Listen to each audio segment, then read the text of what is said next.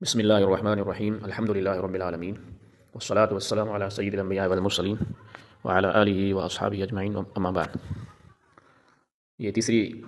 دعا کی شرح ہے، تیسری حدیث میں۔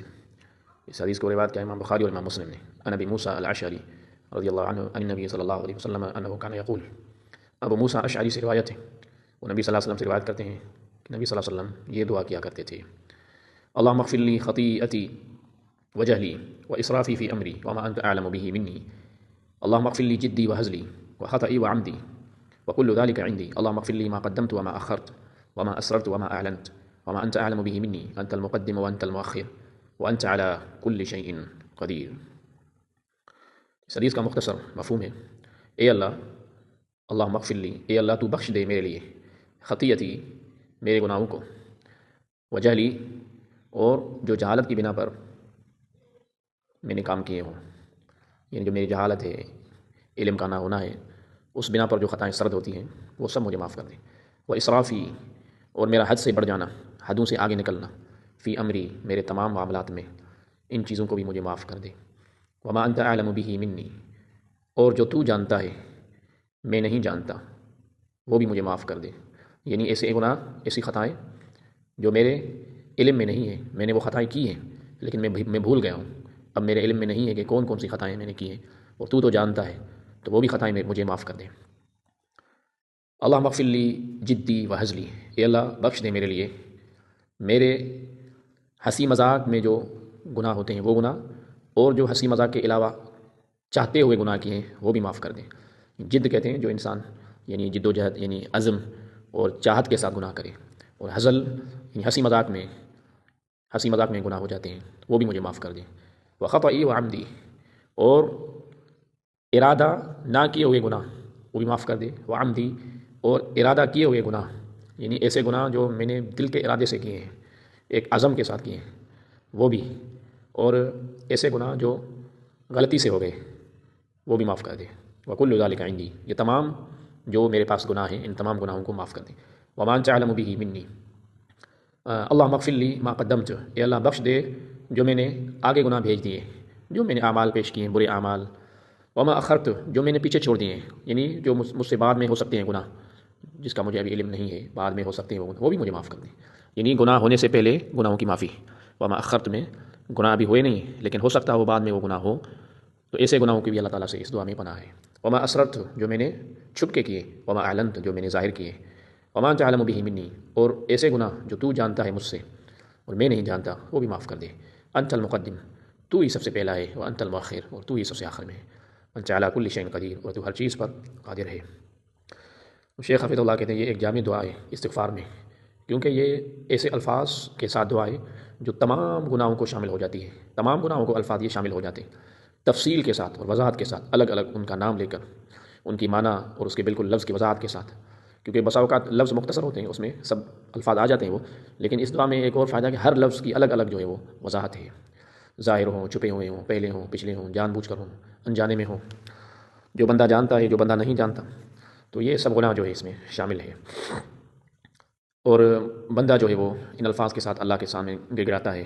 اور اپنی عبودیت ظاہر کرتا ہے، اللہ کے سامنے فقیر بنتا ہے اور اللہ کے سامنے حاضر ہے توبہ کے ساتھ۔ تو یہ ایک جامع دعا۔ امام اوزاعی رحمہ اللہ کہتے تھے کہ افضل جو دعا ہے، افضل الدعاء الالحاح علی اللہ والتضرع۔ امام بیہقی میں کتاب شعب الایمان میں روایت ہے، امام اوزاعی رحمہ اللہ کہتے تھے کہ افضل دعا یہ ہے کہ اللہ پر بار بار جو ہے وہ اس کی الحاح کرے، الحاح یعنی بار بار دعائیں کریں، اور عاجزی کے ساتھ، تضرع کے ساتھ، یعنی عاجزی انکساری، دل نرمی کے ساتھ آپ دعا کریں۔ تو یہ ایک عظیم دعا ہے جس کے ساتھ ہمیں دعا کرنی چاہیے، اور یہ دعا اور یہ استغفار نبی صلی اللہ علیہ وسلم سے یعنی عبودیت کی، یعنی بندہ کی گویا کہ فقیر ہے اللہ کے سامنے ان الفاظ کے ساتھ جو ہے اللہ کے نبی کی دعا، اور امت کو یہ تعلیم دینا، اور کوئی ایک نہیں ہے اللہ سے بے پرواہ، نہ ہی اللہ کی جو ہے بندہ، کوئی بھی ایسا بندہ نہیں جو اللہ کی رحمت سے جو بے پرواہ ہو یا اس کے معاف کرنے سے بے پرواہ ہو، اس کی مغفرت سے، بلکہ سب بندے محتاج ہیں، ہر بندے کی حاجت ہے اللہ تعالیٰ کی مغفرت کی طرف، اس کی رحمت کی طرف، اس کے معاف کرنے کی طرف۔ اسی طرح بندے محتاج ہیں کہ اللہ تعالیٰ ان کی حفاظت کرے، انہیں رزق دے۔ اگر اللہ تعالیٰ ان کی حفاظت نہیں کرے گا تو بندے ہلاک ہو جائیں گے، اگر رزق نہیں دے گا تب بھی ہلاک ہو جائیں گے، اگر معاف نہیں کرے گا اور رحم نہیں کرے گا تب بھی ہلاک اور نقصان میں چلے جائیں گے، جس طرح آدم علیہ السلام نے دعا مانگی ربنا ظلمنا انفسنا وان لم تغفر لنا وترحمنا لنكونن من الخاسرین، اے ہمارے رب ہم نے اپنی جانوں پر ظلم کیا، اگر تو نے ہمیں نہیں بخشا اور رحم نہیں کیا تو ہم خسارے اٹھانے والوں میں سے ہو جائیں گے۔ تو اسی طرح جو ہے وہ دعا ہے، یہ علامہ ابن القیم رحمہ اللہ کہتے ہیں دعا جو ہے اللہ تعالیٰ کی ایسی عبادت ہے اور اللہ کے سامنے بندہ ایسی محتاجی ہے اور ایسا اللہ کے سامنے جھکنا ہے کہ اللہ تعالیٰ یعنی جتنا بندہ اللہ کے سامنے یہ اعمال کرتا ہے، یعنی زیادہ دعائیں کرتا ہے، زیادہ اللہ کی طرف متوجہ ہوتا ہے، اللہ کے سامنے گر گراتا ہے اور دعا لمبی کرتا ہے اور دوبارہ دہراتا ہے، دعاؤں کو دہراتا ہے بار بار اور اس کے مختلف انداز میں دعائیں مانگتا ہے، تو یہ عبادت کی ایک اعلیٰ جو ہے منزل ہے اور بندے کی یعنی بالکل ایک بہت زیادہ فقیری اور اس کی عاجزی اور اس کی ضرورت کا باعث ہے۔ تو جب ایسی دعا ہوتی ہے تو اللہ تعالیٰ کے وہ زیادہ قریب ہو جاتی ہے دعا، اور بندہ اللہ کے زیادہ قریب ہو جاتا ہے اور اس دعا کا ثواب بہت زیادہ ہوتا ہے، اور یہ مخلوق کے بالکل مخالفت اور الٹ میں ہے، کیونکہ اگر آپ مخلوق سے جتنے زیادہ سوال کریں گے اور بار بار دہرائیں گے تو اس پر بھاری پڑے گا اور وہ تھک جائے گا اور تنگ ہوگا۔ اگر آپ مخلوق سے سوال نہیں کریں گے تو وہ اس کے لیے آپ کی محبت کا باعث ہوگا، اور اللہ تعالیٰ اس طرح نہیں، اللہ تعالیٰ سے جتنا آپ سوال کریں گے، جتنا جو ہے وہ زیادہ مانگیں گے تو اللہ کے آپ قریب ہوں گے اور اللہ آپ سے محبت کرے گا، اور جتنا آپ بار بار دعائیں مانگیں گے اتنی اللہ تعالیٰ سے محبت کرے گا۔ جو اللہ سے دعا نہیں کرتا اللہ اس پہ ناراض ہوتا ہے۔ جس طرح شاعر نے کہا فاللہ یغضب ان ترکت سوالہ وبنی آدم حین یسأل یغضب، اللہ تعالیٰ ناراض ہوتا ہے جو اسے سوال نہیں کرتا، اور آدم کی اولاد جب اسے سوال ہوتا ہے تو ناراض ہوتے ہیں۔ تو بندہ اللہ تعالیٰ کے ساتھ جو ہے ان الفاظ کے ساتھ دعا کرے اور اپنے گناہ اللہ کے سامنے پیش کرے تاکہ اللہ تعالیٰ ان گناہوں کو معاف کر دے۔ تو کچھ وضاحت جو اس حدیث کے الفاظ کی ہے، عموماً مفہوم میں کچھ بیان کیا گیا ہے، لیکن آگے اور کچھ الفاظ کی وضاحت ہے، جیسے اللہم اغفر لی خطیئتی، تو خطیہ یہاں کہتے ہیں گناہ، تو کوئی بھی گناہ ہو تو اس میں سب گناہ اگرچہ شامل ہیں لیکن تفصیل کے ساتھ اس دعا میں آگے بھی رسول اللہ صلی اللہ علیہ وسلم نے الفاظ کہے۔ وجہلی، یعنی اب جو جہل ہے یہ علم کی ضد ہے، یعنی انجانے میں جہالت کی بنا پر گناہ، و اسرافی فی امری، اس کی وضاحت ہو گئی کہ حد سے بڑھ جانا ہر معاملات میں، ایسے گناہ معاف، وما انت اعلم بہ منی، ایسے گناہ جو تو ہی جانتا ہے میں نہیں جانتا، ایسے گناہ ایسے کمی کوتاہی تو بندہ بھول جاتا ہے لیکن رب العالمین جانتا ہے۔ اللہم اغفر لی جدی و ہزلی،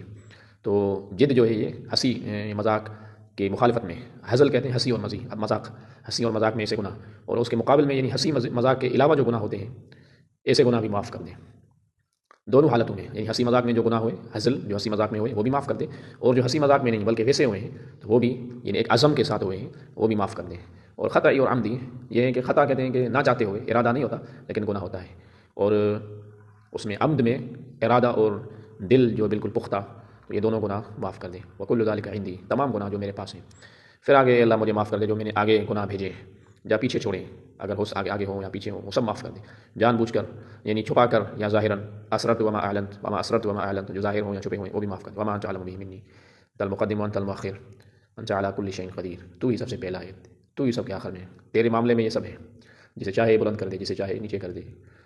تو یہی ہے۔ اور ان دو ناموں کے ساتھ اللہ کو وسیلہ دیا ہے، یعنی متقدم اور متأخر، تاکہ اللہ تعالیٰ اس کے گناہ معاف کر دے، اور تو ہر چیز پر قادر ہے، جو چاہے وہ ہوگا، جو نہیں چاہے وہ نہیں ہوگا، وہ تیرے ہاتھ میں ہی بھلائی ہے۔ تو یہ عظیم دعا ہے جس کے ساتھ ہمیں دعا کرنی چاہیے۔ اللہ تعالیٰ ہمیں اعمال کی توفیق عطا فرمائے۔ سبحانک اللہم و بحمدک، اشہد ان لا الہ الا انت، استغفرک و اتوب الیک۔